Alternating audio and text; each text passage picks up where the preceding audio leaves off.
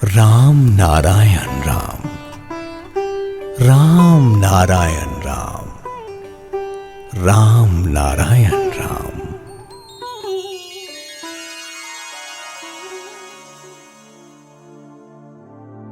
प्रकृति के हर विषय वस्तु का सूक्ष्मता से विश्लेषण कर प्रकृति के साथ एकात्म होकर उसके मूल सुर को ढूंढना पड़ता है। प्रकृति के मौन कर्मचारी सूर्य, चंद्र, ग्रह, नक्षत्र, क्षिति, जल, पावक, गगन, समीर सभी समान सुर में, समान ताल में बढ़ते चले जा रहे हैं। सभी एक सुर में कार्य किए जा रहे हैं। उनमें से हर एक के अंदर एक अनंत सुर है। उस सुर के अंदर प्रवेश कर सुर के नशे में तन्मय हो जाने पर ही उसके रस की उपलब्धि की जा सकती है। ऐसा होने पर सभी सुरलोक के अमृत स्पर्श से सुरमय हो जाएंगे। प्रकृति का सुर चेतना का सुर है, जागरण का सुर है, आनंद से भरपूर है। ये सुर सबको तन्मय कर देता है।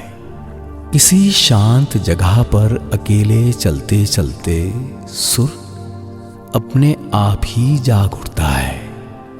उस सुर में शायद कोई शब्द नहीं, अर्थ ढूंढने पर शायद अर्थ भी नहीं मिलेगा, पर सुर अवश्य रहता है। वही परिपूर्णता की राह पर आगे की ओर ले जाता है। प्रकृति के उसी मूल सुर में डूबे रहने पर उसके बोल तुम्हें डुबोए रखेंगे, तन्मय कर देंगे।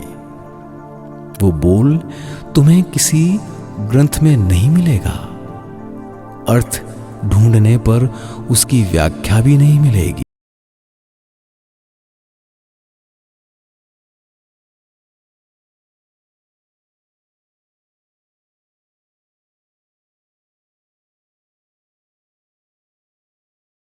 दर्शन, अनुभूति, सिद्धि मुक्ति की बातें, निर्वाण, निर्विकल्प की बातें सब उस सुर में ही है।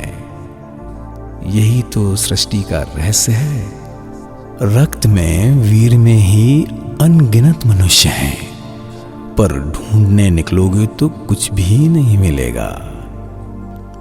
प्रकृति का जो यथार्थ सुर है वो सभी के अंदर स्वाभाविक रूप से विद्यमान है। मात्र गर्भ से जन्म लेने के समय शिशु जो सुर लेकर आता है, उसी सुर में अनंत सुर ध्वनि है। बच्चा भूमिष्ठ होने के बाद से ही वही अनंत सुर ध्वनित होता रहता है।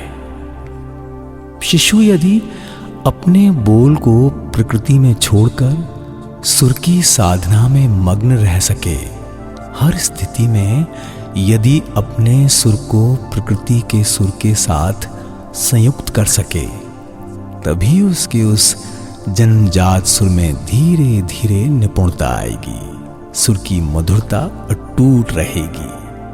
अधिकांश क्षेत्रों में ये संभव नहीं हो पाता।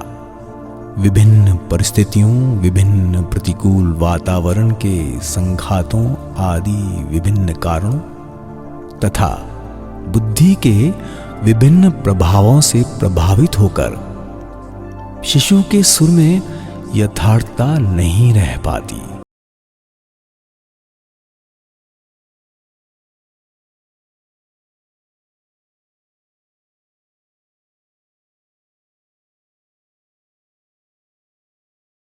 अनंत गति में बाधाएं आती हैं। प्रकृति का जो सुर हमारे बीच सहजात है, वो हमारे अंतर की सबसे गहरी सत्ता में निहित है। उस सुर की भाषा को यहाँ के किसी ग्रंथ में लिपिबद्ध नहीं किया जा सकता, परंतु गंभीरता से ढूंढने पर इसका अंतर्निहित अर्थ तथा आवाज मिल जाते हैं। वो आवाज ही प्रारंभ की आवाज है। स्वयंभू की आवाज है जो सिर्फ प्रकृति के ग्रंथ में ही मिलती है। सुर का ये महासंपद सिर्फ प्रकृति खदान में ही रहता है। जितना अधिक इस सुर में डूबे रहोगे,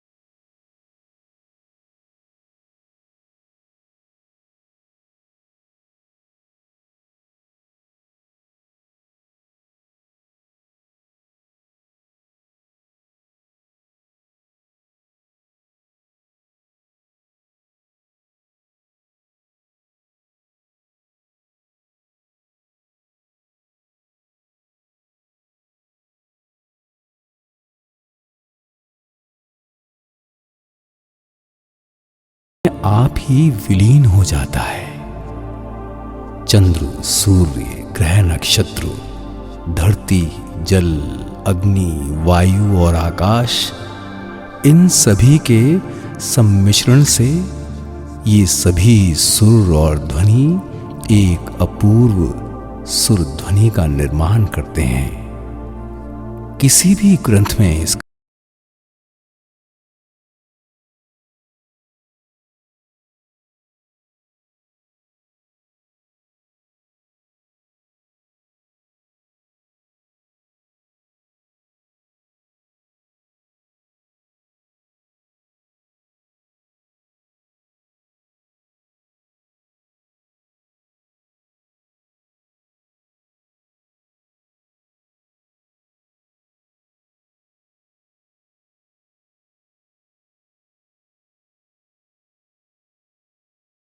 की इस एक एक ध्वनि में दर्द, पीड़ा, जन्म, मृत्यु, हर चीज का सुर मिला हुआ है। यूं तो कुछ समझ में नहीं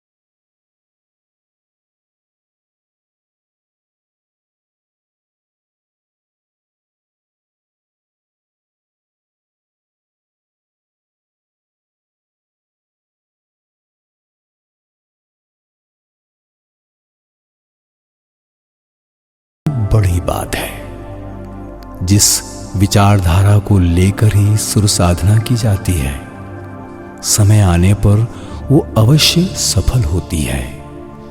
जो जितना अधिक सुर में डूबा रहेगा,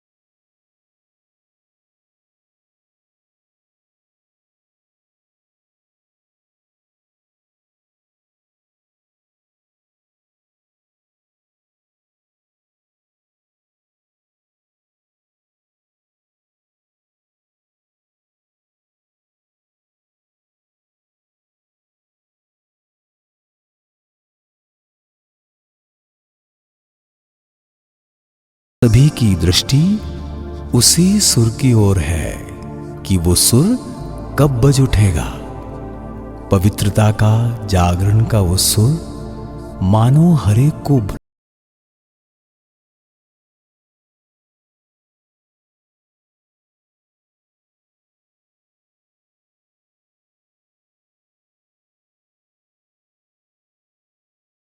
ये आदि अनंतहीन सुर हमेशा से था और हमेशा ही रहेगा। उसी सुर का गीत है वेद का मंत्र। नाम रूपी सुर ध्वनि उसी से व्यवहारिक शब्दों के माध्यम से निकली है। यहां जो भी महान अवतार या देवता हुए हैं, सभी ने अभ्यास द्वारा, साधना द्वारा उस सुर को अधिकृत कर उसे अपने अपने शरीर में मूलाधार से सहस्त्रार तक प्रतिष्ठित किया है। इसी सुर से क्रमानुसार जीव जगत की सृष्टि हुई है। सभी उसी सुरधारा में अंतिम सांस त्याग कर अंतर्निहित उस धारा में विलीन हो जाने के प्रयास में व्यस्त हैं। महाकाश के इस महासुर में, वेद के सुर में अनंत काल से ही उस निनाद की ध्वनि है। चैतन्य का महासुर इसी ध्वनि में है। महाकाश का महाशून्य उसी चैतन्य के सुर से परिपूर्ण है। महाकाश इसी ध्वनि से ध्वनिमय, चैतन्यमय तथा आलोकित है। यही ध्वनि बादल के गर्जन में, बिजली की चमक में ध्वनित हो रही है। अनंत काल से महाकाश का ये महासुर इसी तरह से चला आ रहा है। लाखों वर्ष पहले इस ध्वनि को धोकर वेदज्ञों ने वेद का सुर प्राप्त किया था। इस सुर की व्याख्या नहीं की जा सकती, अर्थ समझने की भी जरूरत नहीं होती। इस वेद ध्वनि को सुनने से ही बीज से पौधा बनने की तरह इसमें अंतर्निहित सुर अपने आप ही जग उठते हैं और उससे जीवों में सभी शक्तियों का विकास तथा प्रकाश होता है। सभी के अंदर के तत्व प्रस्फुटित होते हैं। महाकाश का शून्य के रूप में चिंतन किया जाए तो हमेशा शून्य ही प्रतीत होगा, परंतु शून्यता या खालीपन में ही परिपूर्णता का स्पंदन है, चैतन्य का सुर है। वेद ध्वनि में तन्मय होते ही सबके अंदर के अणु परमाणु अपने आप जागृत हो उठेंगे। इसीलिए नाम, जाप और कीर्तन की व्यवस्था है। तुम्हें कुछ भी नहीं करना, सिर्फ सृष्टि तत्व को समझो। महाकाश के महानिनाद की ध्वनि में इष्ट नाम जपने के माध्यम से, भाषा के माध्यम से सुर दिए जाओ। देखोगे कि तुम्हारे अंदर से किस तरह उस अंतर्निहित सुर की आवाज जागृत होती है। सब मिलकर बोलेंगे राम नारायण राम, राम नारायण राम, राम नारायण राम, राम नारायण, राम नारायण, राम नारायण राम, भजले राम नारायण, राम नारायण, राम नारायण राम, भजले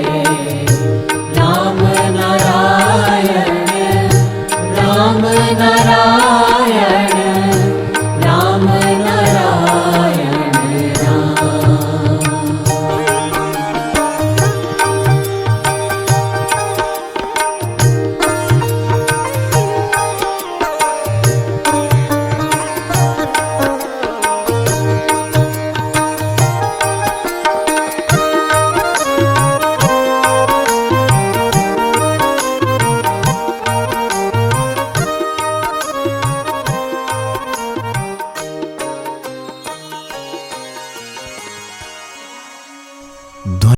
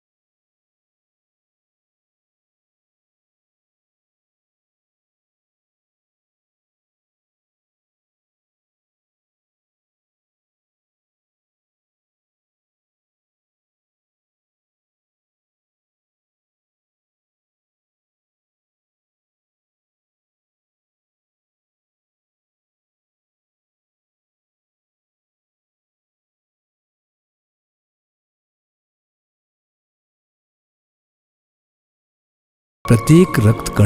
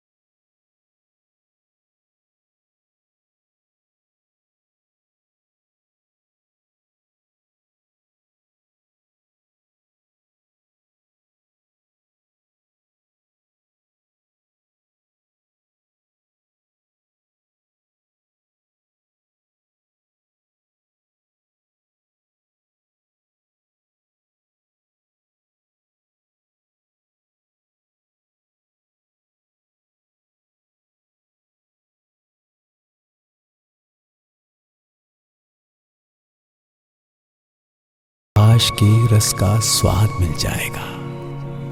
विश्व की सभी शक्तियां तुम्हारे अधीन होंगी। प्रकृति का स्तनपान कर हम अनंत सुर का स्वाद पा सकते हैं। महाकाश के महासुर में जा सकते हैं।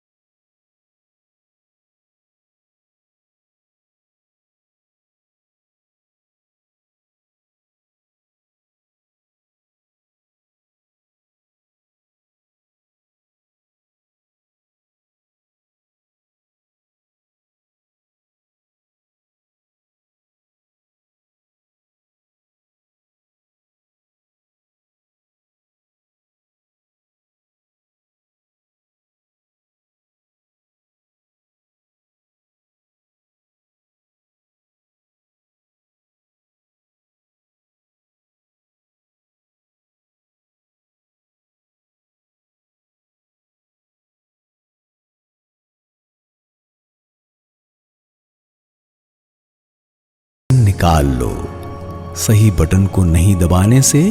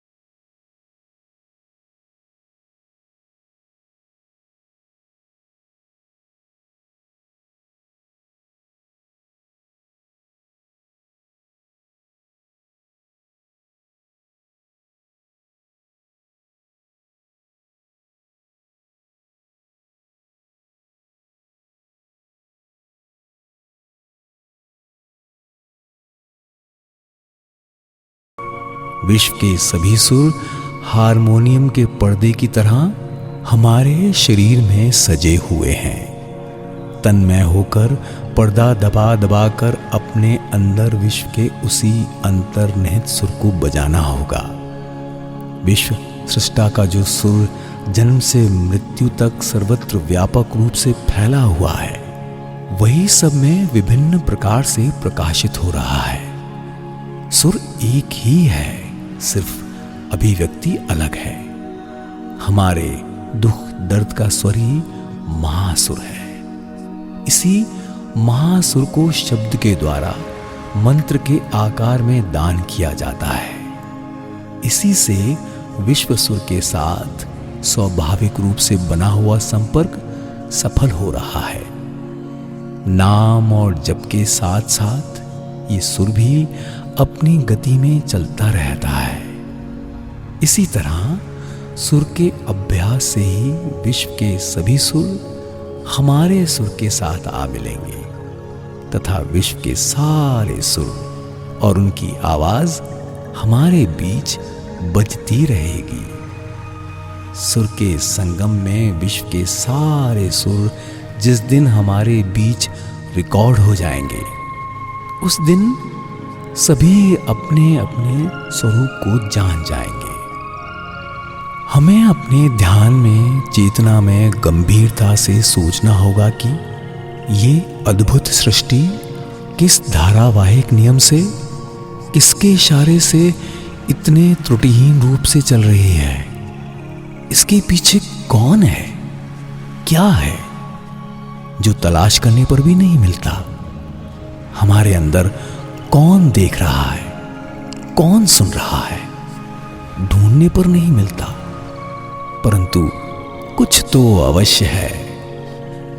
मैं को ही ढूंढते जाओ तो क्या मिलता है। मेरे अंदर कौन देख रहा है, कौन सुन रहा है, इसकी खोज करने जाओ तो खुद भटक जाना पड़ता है। हजारों कोशिश करने पर भी मेरे मैं अर्थात अहम को ढूंढ पाना नामुमकिन है।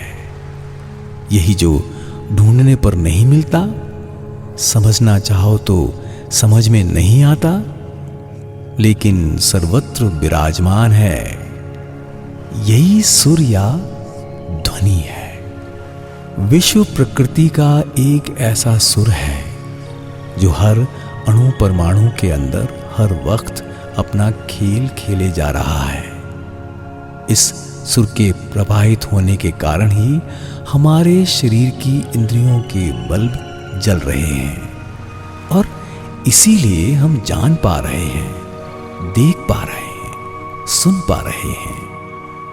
निद्रावस्था में भी सुर का ये खेल चलता रहता है।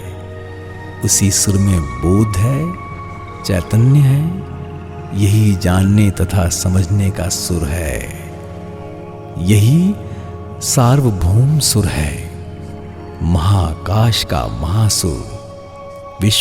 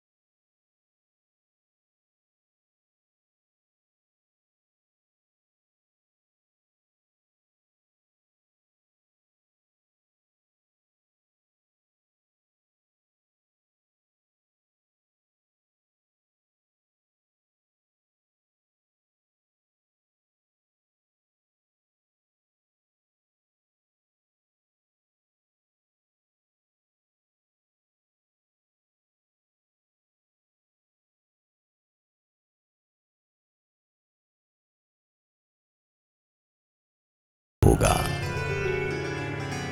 सब मिलकर बोलेंगे राम नारायण राम, राम नारायण।